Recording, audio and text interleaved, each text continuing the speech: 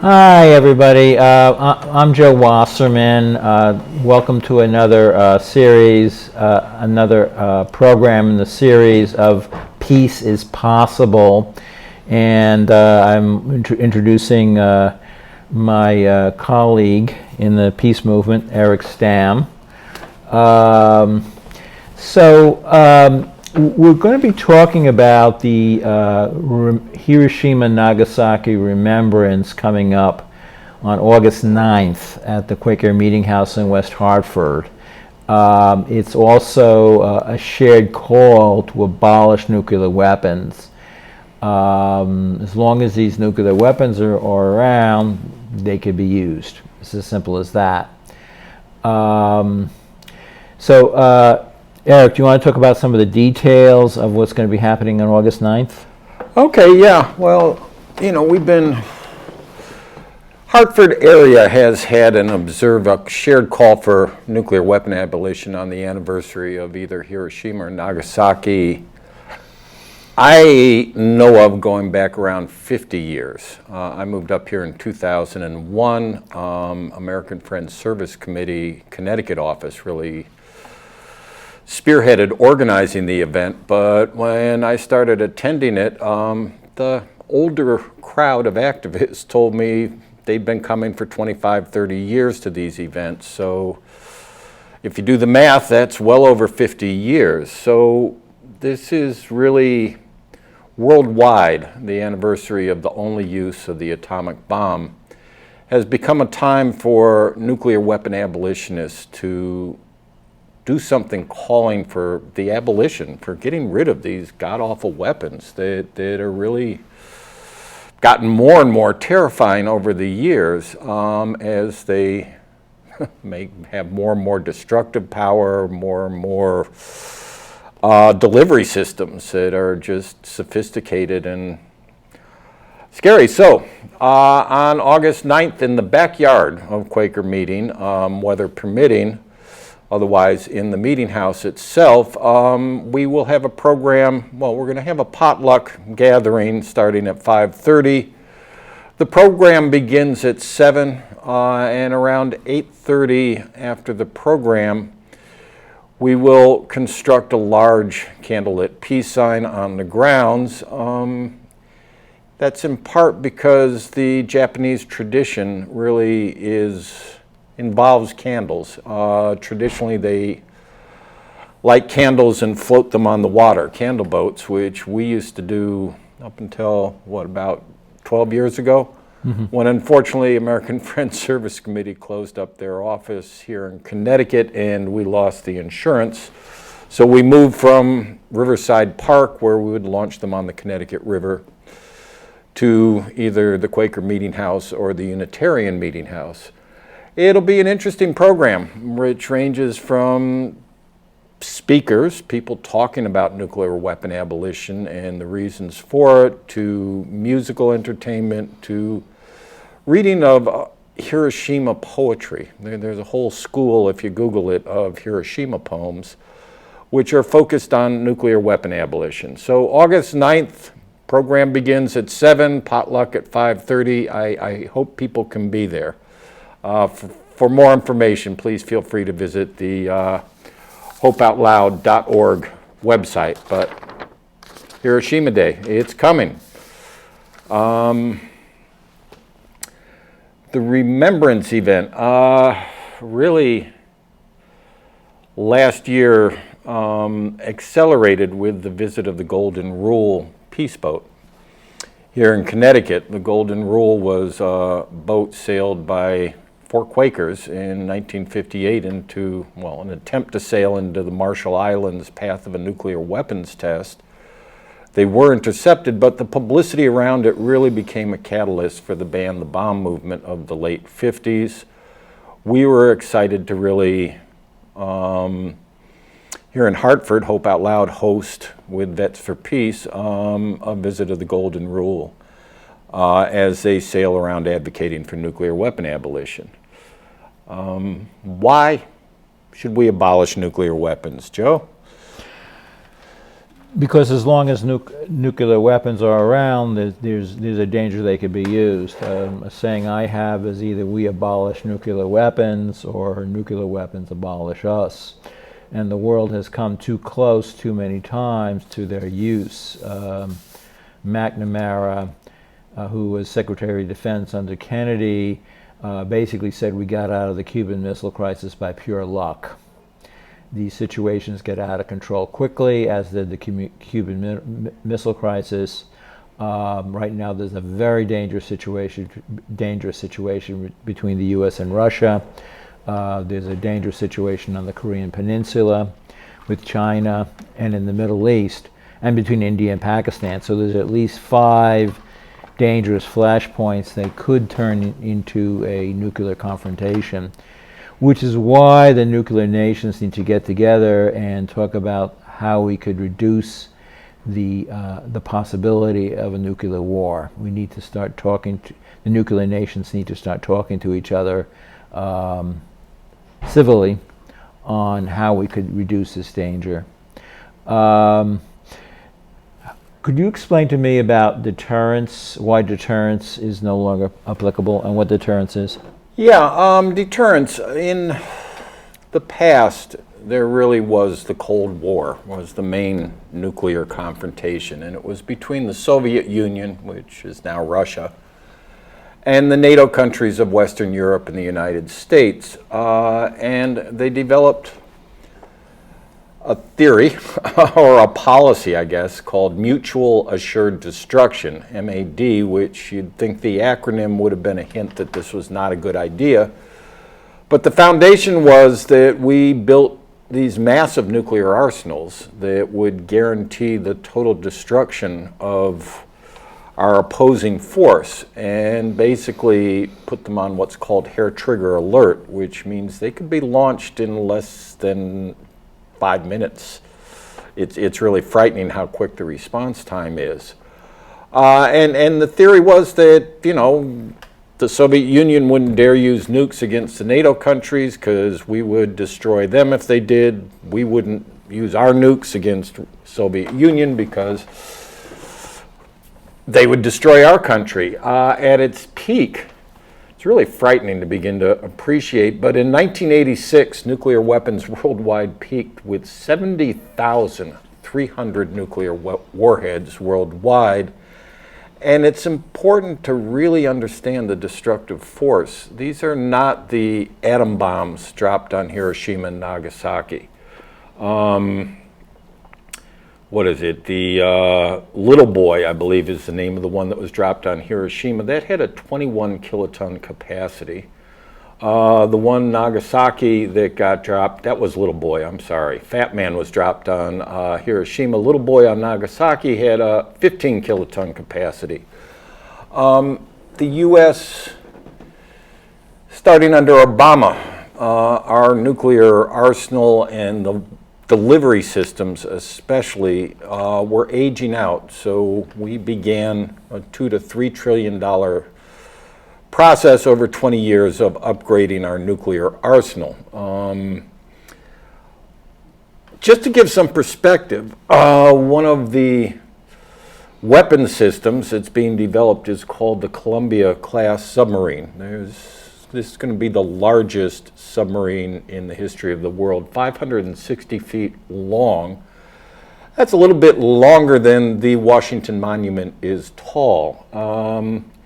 Inside each submarine there are 16 missile tubes, and each missile tubes can hold 12 Trident II missiles that are capable of carrying what's called the W-88 warhead. That warhead has a 455 kiloton blast capacity. Again, keep in mind, Hiroshima, 21 kilotons. 455 per bomb. So if you do the math, 12 submarines, 16 tubes each that hold 12 missiles, that's 2,304 warhead capacity in the Columbia fleet, which equals 1,048,320 kilotons. Begin to appreciate that that is a destructive power sufficient to basically destroy civilization as we know it. There would be no survival of that. This is one of the scariest weapon systems ever designed, and it's being built now, and I might add, being built here in Connecticut, in New London. On top of replacing, I think, 44 Virginia-class subs, which are what we have now. So deterrence, back to it. The problem is deterrence was set up when there was a bipolar nuclear world. At this point, 9 countries are known to have nuclear weapons. Those are the USA, which has 5,244, Russia, 5,899, United Kingdom, 225 nuclear weapons, France has 290, China 410, Israel 90, India 164, Pakistan 170, and North Korea 30. That adds up to 12,522 total nuclear weapons today, and this really represents a huge reduction from the peak in 1986 of 70,300. The question is, when does this madness stop? These produce nothing. They're on what's called hair trigger alert, and as Joe has referred to, over the years, there have been a number of occasions where we've come within seconds of a nuclear exchange between Russia and the United States, and it was really not done because some commanders decided not to follow protocol. So, it's really sheer luck that's kept us from a major nuclear engagement, and we can't count on luck lasting forever. The environmental impact of even a 40 megaton nuclear weapon would radically alter the environment, causing an estimated 2 billion deaths because the particulate clouds would go up and really disrupt our agriculture worldwide. So, the environmental impact, probably nuclear weapons are the single biggest threat to the environment because how quickly the environment will change if they are used. And that's not even really talking about the nuclear degradation caused by the mining of uranium, the assembly, production and assembly of the bombs. If you get a chance, really Google the Hanford nuclear reservation that's being decommissioned in Washington State. It's one of the scariest environmental disasters you can read about. Because there's just highly radioactive material dispersed throughout this major landmass in eastern Washington. So environmentally, nuclear weapons represent this major threat to our existence. And the old models for preventing nuclear war really aren't holding up. I think right now we have 2 active wars going on which involve nuclear powers. The war Russia and Ukraine are fighting. Russia has brought up that they are a nuclear armed state. And we have a war going on in Israel that really has the potential for expansion throughout the Mideast. Israel, again, has an estimated 90 nuclear warheads. So in summary, that's why abolish nuclear weapons at this point. They are the single gravest threat to our continued existence in society as we know it. Thank you. We're both part of a group called Back from the Brink, and a Connecticut chapter has formed, and we meet the fourth Thursday of every month via Zoom at 4:45, and we invite you to join us. I believe we're going to have a contact number. You can contact me at 860-561-1897 or JOEWASS64 at yahoo.com. I'll repeat that later, and Eric may have some contact information for you. One of the things we're working on is HRES 77. That's not HR, but HRES 77, which would have the nuclear nations start talking to each other about how to reduce the threat of nuclear war.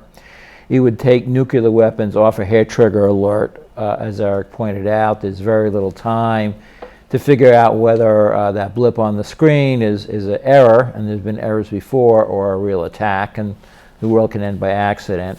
It would cut the funding for the so-called upgrading of the nuclear arsenal.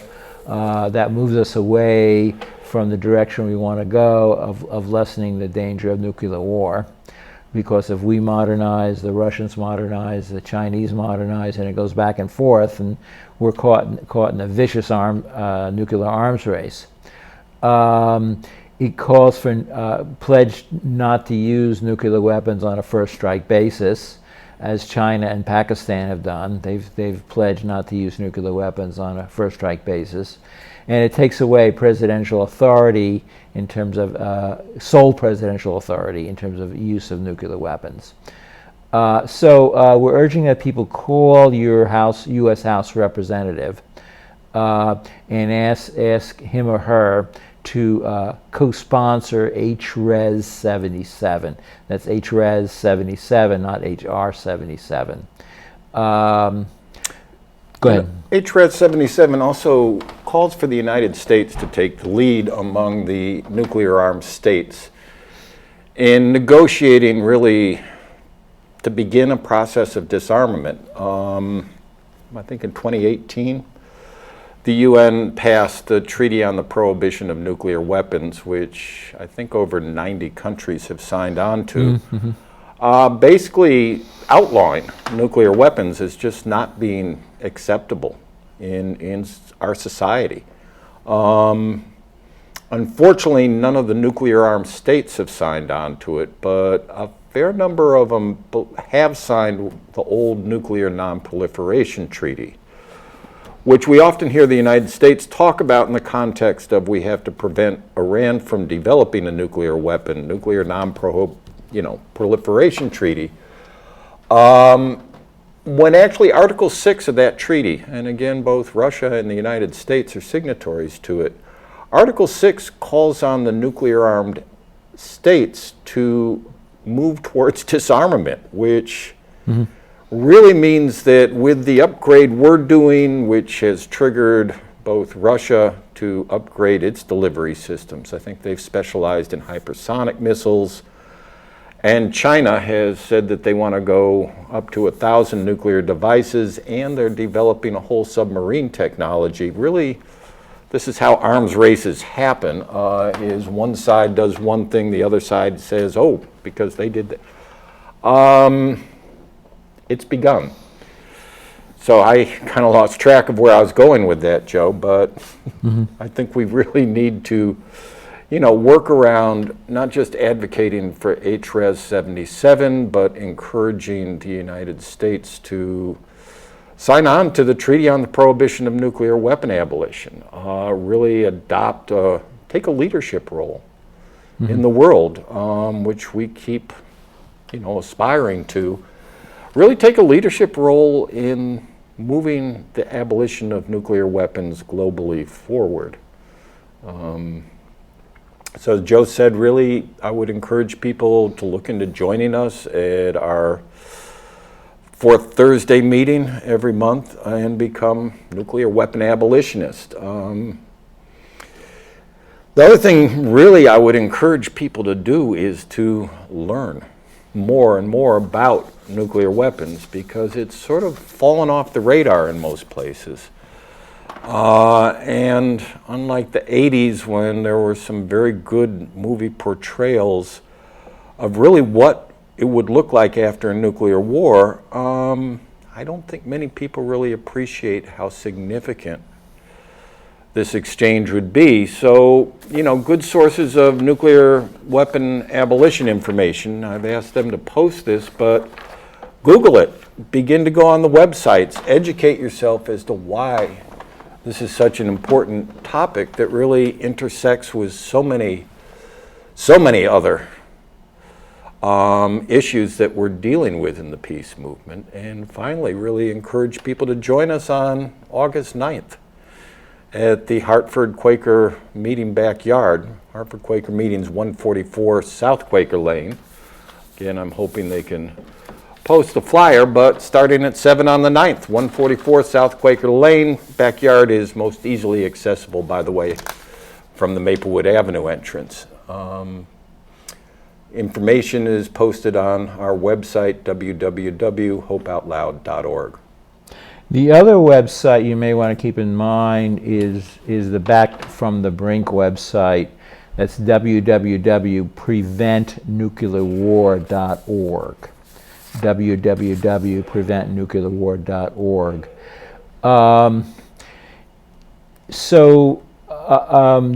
I'll repeat my information again. You could reach me at joewass64@yahoo.com, or call me at 860-561-1897 if you'd like to get more involved, or if you have questions. And you could go to the Hope Out Loud website or the Back from the Brink website. And certainly, please join us on August 9th for the Hiroshima Nagasaki Memorial at the Quaker Meeting House. And please consider joining Back from the Brink. We have, again, quarterly meetings, the fourth Thursday of the month at 4:45 via Zoom. We'd love to have you. My feeling is that there's been a silence about the issues around nuclear weapons in the mainstream media, what we call the mainstream corporate media, because a lot of it is heavily influenced by big business.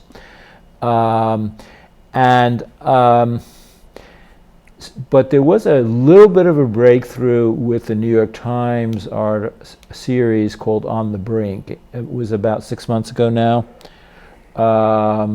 And the LA Times came up with a very powerful op-ed as well about the same time.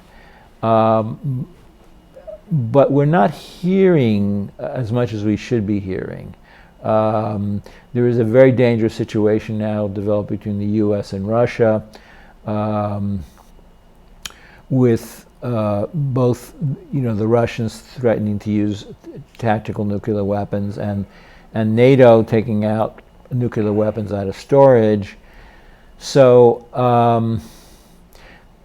both sides are playing a very dangerous game right now, and I'm hoping that cooler heads prevail.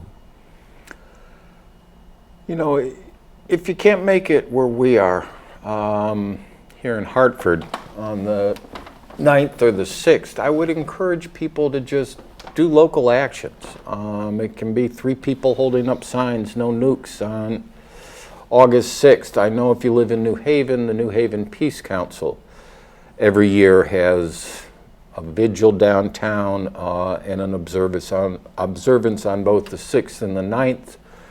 And War Resisters League does something in New London. So if you're not in this area, look into what's happening near where you live. If there's nothing happening, make it happen. Really feel free to get in touch with Joe or I, and we will do our best to lend you the resources if you want to put together local actions. But it's really been, since 1958, when the Campaign for Nuclear Disarmament did their first major march calling for abolition of nuclear weapons, and I hate to say it, things have actually gotten worse instead of better. The Bulletin of Atomic Scientists 2 years ago set the doomsday clock to 90 seconds before midnight.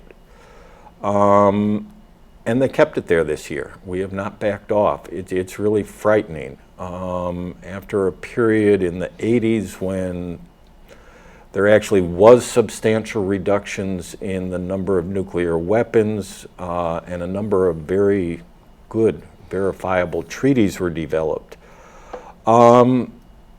Those treaties since in the last 5 years have steadily been abrogated, with the U.S. pulling out of some of them, Russia making it clear they're not planning on renewing others. So yeah, the situation keeps getting worse, and again, it's only luck that there has not been a nuclear exchange so far, and we can't keep counting on our luck holding out forever.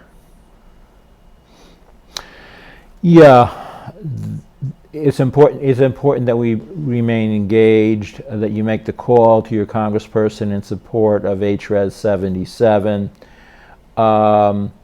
And there's another thing you can do. There's a peace vigil every Saturday at West Hartford Center between 12 and 1 on the corner of North Main and Farmington Avenue, right where the Veterans Memorial is. And there's also a peace vigil in Hartford every Friday between 11:30 and 12:30 in front of what is the Federal Building on Main Street. Abraham Ribicoff Federal Courthouse is Abraham its Ribicoff. official title. I'd like to say that vigil in particular, the Friday one, was started by the Hartford Catholic Workers to provide an opportunity for public nonviolent witness. And they started it up in 1995. So I think it's possibly the longest running social protest in the history of the state.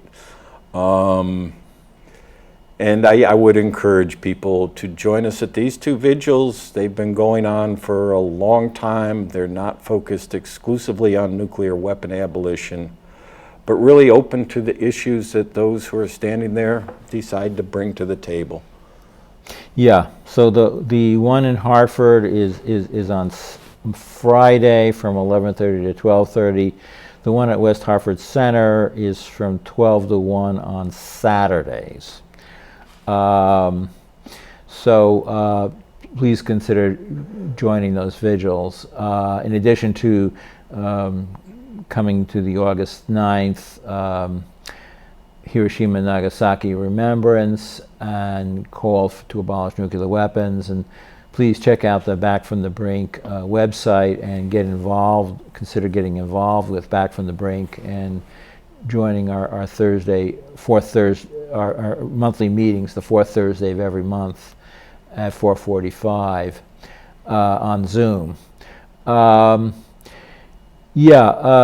fact is the world has come very close too many times to using nuclear weapons.